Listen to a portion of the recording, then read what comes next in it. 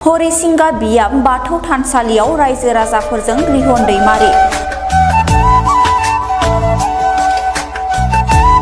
42 नं अदालगुरि बिधान सभानि बिजाथि रिहन दैमारि आरो हरिसिंगा बियाब बाथौ गौथुम लोगोसे मानथिगिरि बाथौ समाजनि रायजो राजाफोरजों जथायै सावरायलायो।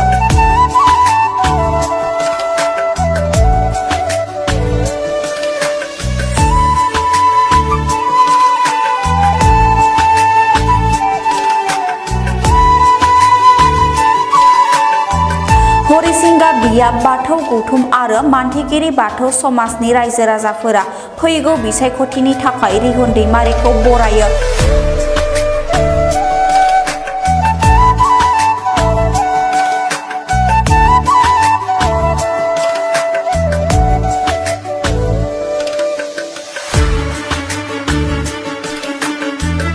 आरो बिसायख'थियाव हेफाजाब होनो थाखाय खोथा होयो।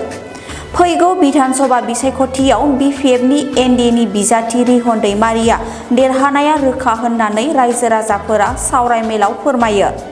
रायजो राजाफोरजों सावरायलायनाय हाबाफारियाव बाहागो लायो 42 नं अदालगुरि बिधान सभा बियाबनि बिजाथि रिहन दैमारि आरो बिटिसि एलएनि बुंथिगिरि मुस्रि त्रिदिप दैमारि मोना।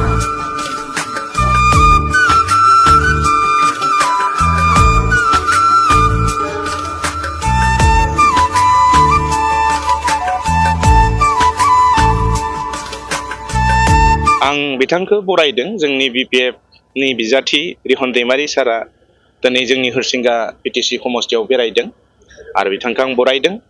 हरिसिंगा समस्थिनिफ्राय जोङो देरहासार खालामनो बिथांखौ जों नाजागोन। थांनाय बिटिसियाव जिबायदि जोंनो रायजो राजाफोरा भट होबाय बेखौ इनटेक्ट लाखिनानै जोङो बिनिख्रुइ बांसिन भट हरिसिंगानिफ्राय एबार बिजाथिनो जों होनो हागोन। देरहानाया खाथां। बेयावथ' कुनु गोहोम गोग्लैनायनि कुनु बाथ्रायानो फैया, कारन रायजो राजाफोरा दिपेन बर'खौ मिथिगौ। बिथाङा जेब्ला आबसुनि प्रेसिडेन्टमोन बे समाव होमबाला आबसुआ नङा गथै, खिन्थु दिपेन बर'खौ इउपिपिएलनि होननानै बुंजायो। कारन इउपिपिएलनि जानानै बिथाङा दिपेन बर'आ आबसुनि प्रेसिडेन्ट थानाय समावबो खामानि मावदों आरो बिथां खामानि मावनाय सत्तेव इउपिपिएलआ देरहासार जानो हायाखै। बे हिसाबै बिथाङा कुनु जोंनि थाखाय फेक्टर नङा। थांनाय बोथोराव बिथांमोना बिजेपिजों एलायन्सआव थानानैनो खामानि मावदोंमोन, एनडिएआव थानानै। खिन्थु जिबायदि बिथांमोना एनडिएआव थानानै खामानिखौ आदाय खालामनांगौमोन, डेभेलप खालामनांगौमोन, बेबायदि हायाखै। बरन्स मोनखानाय जिथु शक्ति पावार बेखौ खोमाना लादोंमोन।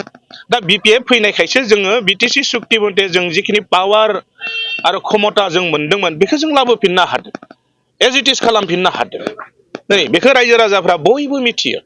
इउपिपिएलआथ' हायाखैना, जिखिनि बिटिआर सुक्तिनि दफाफोरखौ बिथांमोना मावफुंनांगौमोन, हायाखै बिथांमोना। नाथाय जों पावाराव हायनाय लोगो लोगो बिपिएफआ हाग्रामानि दैदेननायाव किसुमान खामानिखौ जोङो लासै लासै मावगासिनो दङ। दा फाइनान्सियेल ग्रान्टफोरखौ लाबोगासिनो दङ।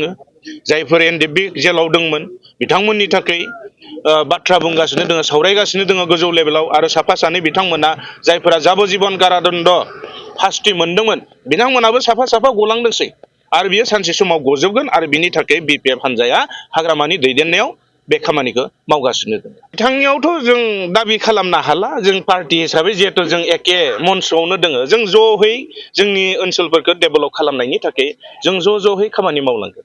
जिखिनि सरकारि आसुनि मोनो जों बेखौ मोजाङै इउटिलाइज खालामनानै ओनसोलखौ डेभेलप खालामगोन। हेमन्तनि सिङाव बिथाङा खामानि मावदों, निस्सय जों बेखौ बुंनांगोन। खिन्थु दिनै आं बेखौ बुंनो साना जों खिन्थु हेमन्तनि सिङाव जों थानानै जों खामानि मावाखै। बिथांजों जों बुजाबरानि गेजेरजों जों खामानि मावदों। बिथाङा जोंखौ हेफाजाब खालामदों आरो जोंबो बिथांखौ हेफाजाब खालामदों। कुनु मते जोङो बेबायदि सिं जानानै मावाखै। जिहेथु जोंहा अधिकार दङ आरो बे अधिकारखौ मोननो थाखायनो जों दायो एनडिएआव हाबदों।